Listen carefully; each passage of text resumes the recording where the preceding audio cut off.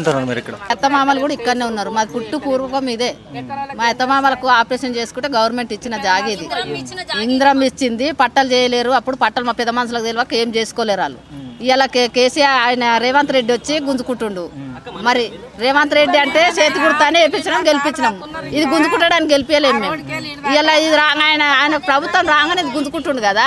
మరి ఏం చేస్తాడు ఆయన గుంజుకొని? ఏం చేస్తామనుకొని గుంజుకుంటుండు. మన తీసుకుపోయి రోడ్డు మీద వేసిండు. ఏ రోడ్డు మీద బతకాలి? మాకేతవో చూపిస్తాడు.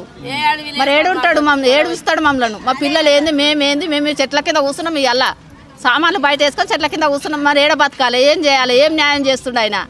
ఇది గుంజుకొనికనే గెలిపించినామా మేము? ఓటు వేసినాం ఎందుకు? ఆయనకు ఇది అంతా ఇయ్యనికి ఆయనకి మేము దాని మీదనే బతుకు జరుగున్నది. మాకు పట్ట చేసిస్తాడేమని ఆశతో చేపించినాం కానీ ఇట్లా చేస్తాడని తెలియదు. మాకు పట్ట చేస్తాడేమని కొట్లాడదాం అనుకున్నాం. మేము ఆయనతో అడగాలనుకున్నాం.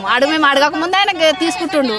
తీసుకొని మరి ఏం చేస్తాడో చేసుకొని మరి మమ్మల్ని నేడు ఉంచుతాడో ఉంచని ఆయన.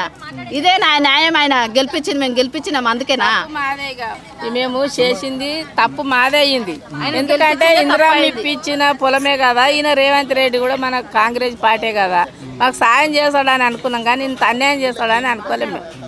ఇట్లా అన్యాయం చేస్తాడు, మమ్మల్ని దర్జనం చేసి ఇట్లా గుంజుకుంటాడని మేము అనుకోలేము. నాయన మాకు సాయం చేస్తాడు కదా, మన ప్రభుత్వం వచ్చిందని మేము ఇట్లా ఓటు వేసినాం ఆయన. కానీ లేకపోతే మేము ఓటు వేయకపోదాము. ఎవరికో గుద్దేస్తుంటే మిడిచిపెడుతుంది.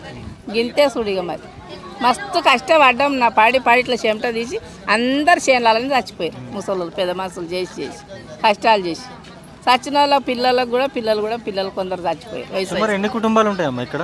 మస్తుగా ఉన్నాయి ఈ కుటుంబాలు. మా 100 కడుపున్నది. మరి 100 కడుపున్నది. ఏం పని చేస్తూ ఉంటారు మీరు?